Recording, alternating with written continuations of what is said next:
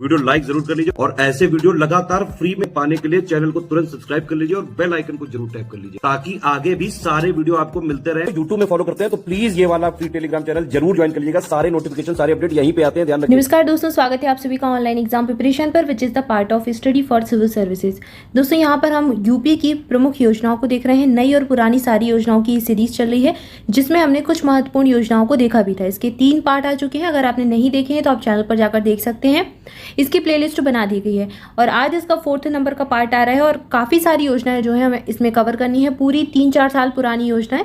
क्या होता है, कुछ प्रमुख योजनाएं होती हैं, भले वो 2014 में शुरू हुई हो, 2015 में, 16 में पूछ ली जाती हैं एग्जाम में, ठीक है, तो उनकी डेट पूछ ली जाती है या फिर उनका उद्देश्य पूछ लिया जाता है। तो यहाँ पर हम नई और पुरानी सारी योजनाएं देख रहे हैं, तो पूरा वीडियो ध्यान से देखिए। चलिए स्टार्ट करते हैं। लास्ट वीडियो में हमने यहाँ तक देखा था। इसके बाद अगली योजना है हौसला पोषण योजना।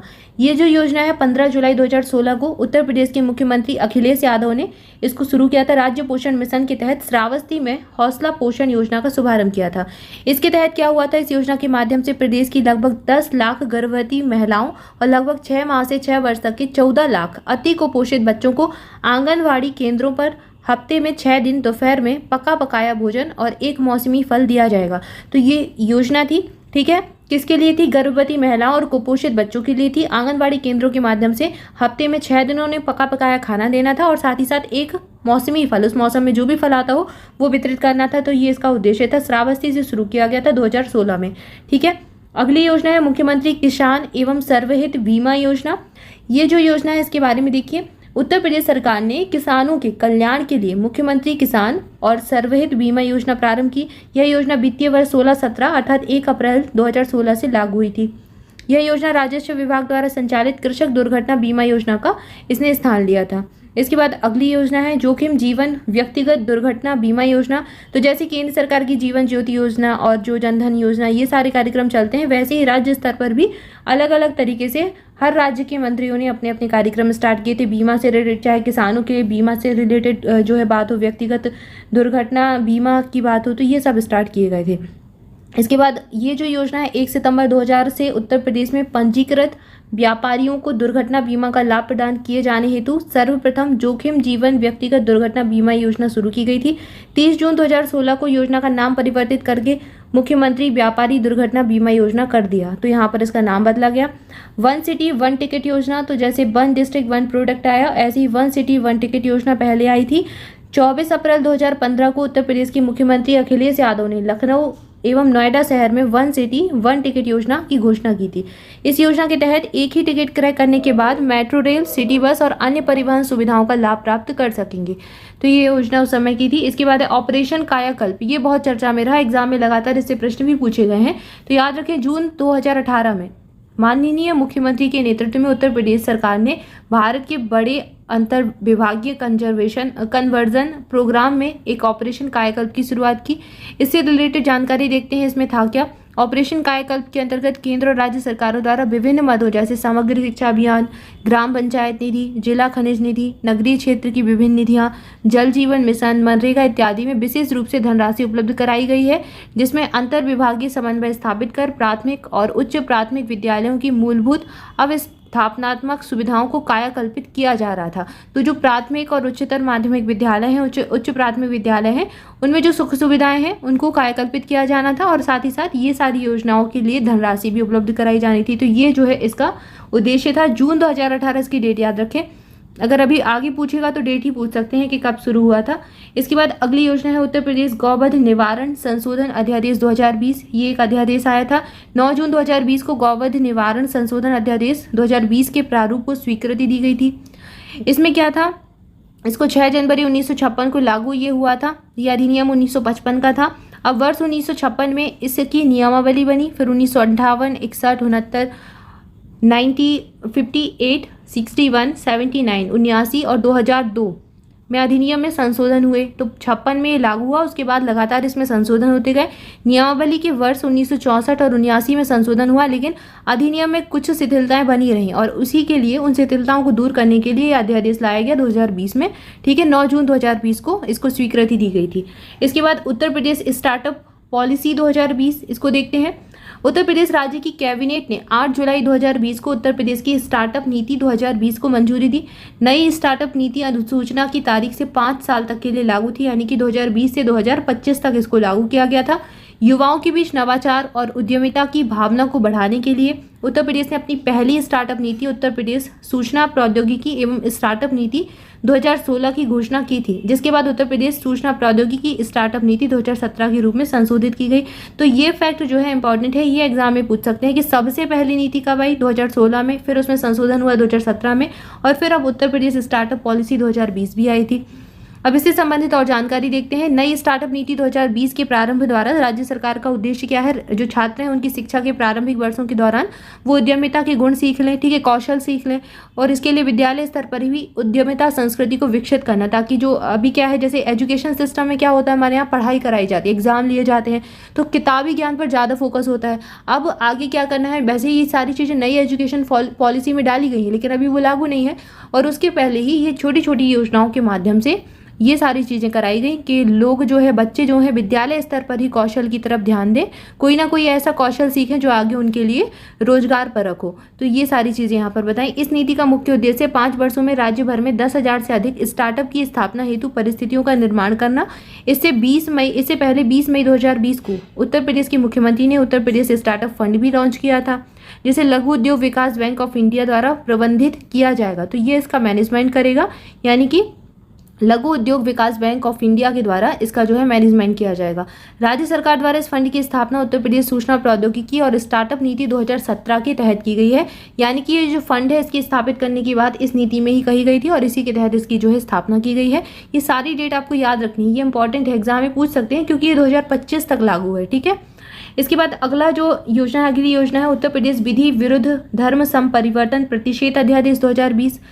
ये जो है ये उत्तर प्रदेश धर्मांतरण निषेध अध्यादेश 2020 को 24 नवंबर 2020 को राज्य मंत्रिमंडल के द्वारा मंजूरी दी गई थी और 27 नवंबर 2022 को इसे लागू किया गया था, ठीक है। तो ये 27 नवंबर 2022 को लागू हुआ था। उत्तर प्रदेश इलेक्ट्रॉनिक विनिर्माण नीति 2020, इसके बारे में हम पहले भी पढ़ चुके हैं। उत्तर प्रदेश सरकार ने 18 अगस्त 2020 को नई इलेक्ट्रॉनिक्स विनिर्माण नीति 2020 की घोषणा की थी।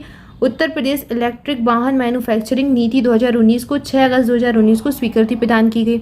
उत्तर प्रदेश इलेक्ट्रॉनिक विनिर्माण नीति 2020, इसकी अधिसूचना की तारीख से 5 साल के लिए वैध है, 2020 से 2025 तक ये वैलिड रहेगी।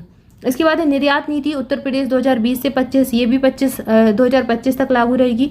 योगी आदित्यनाथ की अध्यक्षता में मंत्रिपरिषद ने 25 नवंबर 2020 को, कब आई, 25 नवंबर 2020 को उत्तर प्रदेश की निर्यात नीति आई 2020 से 25 तक के लिए जो है निर्णय लिया, प्रख्यापन का निर्णय लिया, ये 2025 तक लागू रहेगी। इस नीति के उद्देश्यों में make in Uttar Pradesh, make in India के ब्रांड का विकास और प्रोत्साहन करना है, B2B business to business exchange की स्थापना, भौगोलिक संकेतक पंजीयन प्राप्त करने में सहयोग करना शामिल है। तो ये सब इसके तहत कार्य किए जाएंगे। इसके बाद अगला है उत्तर प्रदेश डाटा सेंटर नीति 2021 आई थी। 25 जनवरी 2021 को उत्तर प्रदेश मंत्रिमंडल ने उत्तर प्रदेश डाटा सेंटर नीति 2021 को मंजूरी प्रदान की थी। इसका उद्देश्य क्या था, राज्य में 250 मेगावाट डाटा सेंटर उद्योग विकसित करना, राज्य में 20,000 करोड़ रुपए का निवेश आकृष्ट करना। इसके बाद है कम से कम 3 अत्याधुनिक निजी डाटा सेंटर पार्क्स स्थापित करना, ये इसका उद्देश्य था। इसके बाद अगला है उत्तर प्रदेश नई जनसंख्या नीति 2021 से 30। 11 जुलाई जनसंख्या दिवस मनाते हैं 11 जुलाई को, तो विश्व जनसंख्या दिवस के अवसर पर 11 जुलाई 2021 को मुख्यमंत्री योगी आदित्यनाथ ने उत्तर प्रदेश जनसंख्या नीति 2021 से 30 जारी की। उत्तर प्रदेश में आखिरी बार जनसंख्या नीति साल 2000 में आई थी और फिर 2016 तक लक्ष्यों के आधार पर इसको तय किया गया था। अब नई जनसंख्या नीति लाई जा रही है जो कि 2030 तक प्रभावी रहेगी। अब इसमें क्या है, प्रस्तावित जन्म दर को प्रदेश में 2026 तक 2.1% तक लाने का लक्ष्य रखा गया। नेशनल फैमिली हेल्थ सर्वे 4 के अनुसार यूपी की जन्म दर अभी 2.7 है, ठीक है, और जो कि राष्ट्रीय औसत से 2.2 अधिक है। राष्ट्रीय औसत की जो दर है उससे भी ज़्यादा है। इसे 2030 तक 1.9% लाने का लक्ष्य रखा गया है, ठीक है। तो ये जो है नेशनल फैमिली हेल्थ सर्वे के अकॉर्डिंग है यूपी की जन्म दर। यूपी की जनसंख्या सबसे ज़्यादा है, सब जानते हैं, तो यूपी की जनसंख्या को कम करने का लक्ष्य कुल मिलाकर यहाँ पर रखा गया है। इसके बाद अगली जो नीति है उत्तर प्रदेश लोक तथा निजी संपत्ति क्षति वसूली अध्यादेश आया एक 2020 में। ये कब आया, 6 मई 2020 को उत्तर प्रदेश सरकार ने उत्तर प्रदेश लोक तथा निजी संपत्ति वसूली नियमावली 2020 का अनुमोदन किया। यह नियमावली जो है एक इसमें नियम पूरे दिए गए हैं। ये उत्तर प्रदेश लोक और निजी संपत्ति वसूली अध्यादेश 2020 की धारा 26 के प्रावधानों के अधीन बनाई गई है। तो ये इतना इंपॉर्टेंट नहीं है, बस ये चीज़ याद रखें कि इसको कब अनुमोदित किया गया, 6 मई 2020 को एक प्रकार का अध्यादेश 2020 में आया था। इसमें क्या है, इस नियमावली में हड़ताल, बंद, दंगों, तत्संबंधी लोक अशांति तथा प्रतिवादों के दौरान लोक और निजी संपत्ति की क्षतियों की वसूली करने और जुर्माना अधिरोपित करने तथा संपत्ति के संबंध में हुई क्षतियों का अनुसंधान करने हेतु दावा अधिकरण का गठन करने और तत्संबंधी प्रतिकर अधिनिर्णित करने हेतु नियम बनाए गए हैं।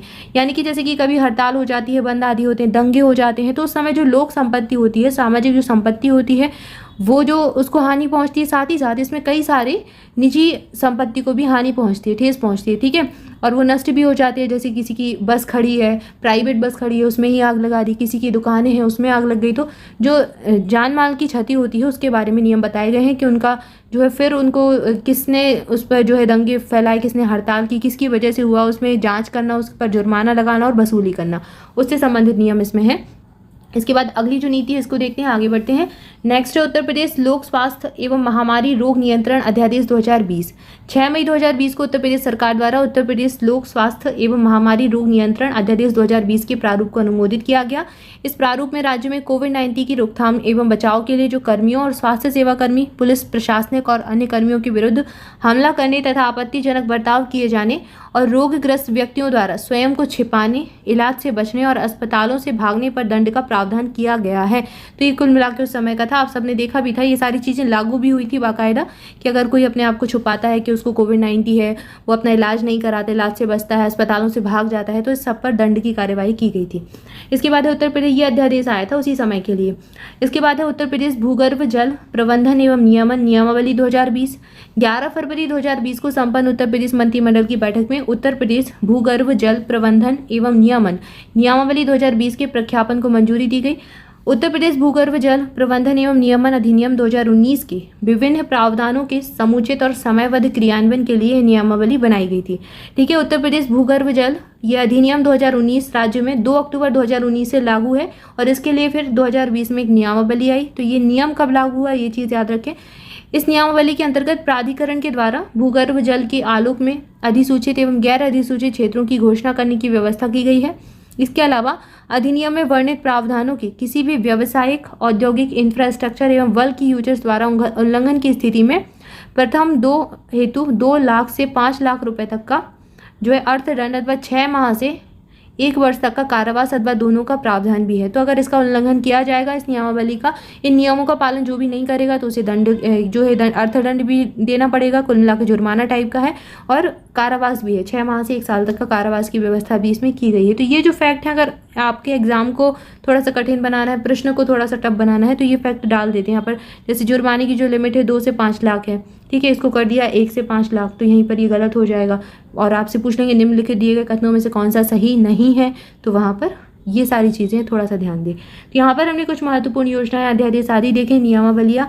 इसको जो है इसके आगे कुछ और भी बाकी हैं जिनको अगले वीडियो में देखेंगे। तब तक के लिए आपसे भी चैनल के साथ जुड़े रहें, स्वस्थ रहें, मस्त रहें, मुस्कुराते रहें, पढ़ाई करते रहें। Thank you for watching this video. मिलेंगे नेक्स्ट वीडियो में। Thank you so much.